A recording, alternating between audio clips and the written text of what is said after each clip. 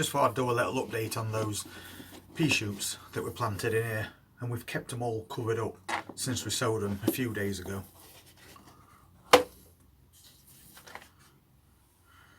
So you can see how they've come up now.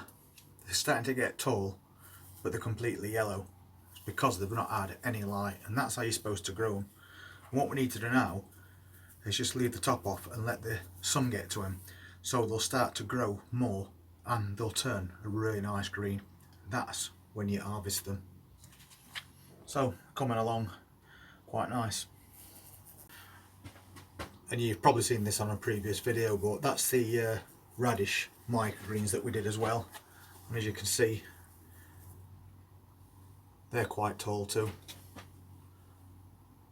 which is probably another inch on those, and we'll just cut the whole lot off, and then they're ready to throw into a salad. And this is that chicory that we sowed as well.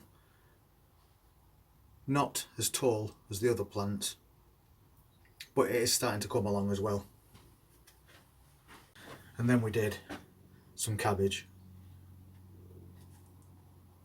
Not as high a germination rate as I would have liked, to be fair, but there's still some in there. And if we don't get enough out of this to use as microgreens, we can prick the little seedlings out and grow them on for full-size plants. And in last place, it's the red cabbage. Maybe some of these seeds aren't viable because it's got a very poor germination rate, but as I just said, we can still prick those out and grow ourselves some red cabbage in a container or something. So just a quick update to show you how things are coming along with the microgreens. Some's doing fine, and then some not so good, but we can always sow fresh batches or any that's failed. These are those 8 little gems that we put in this container, and it wasn't a long time ago either, but you can see just how good they've come on. So now if we want, we can start taking these outer leaves, picking them off to put in a salads, or we can wait for them to grow a bit bigger and a bit more compact and then take the whole plant. Basically the choice is yours when you grow them like this, but they have come on really well. And then we've got these ones that we did in a little 12-inch basket, a really small basket, and we put 4 lettuce plants in there and we hung them outside while it was actually still getting frost in the early morning. And again, you can see how well they've come on. So basically at that size you could just pick them. You could have one a piece for a salad, or again you could just take off the outer leaves. But it just shows you that things like lettuce, even though it was really cold, will still grow perfectly fine outside. It's gone absolutely crazy. And again, it's only in a very small 12-inch basket. But I think you'll agree, it looks absolutely amazing.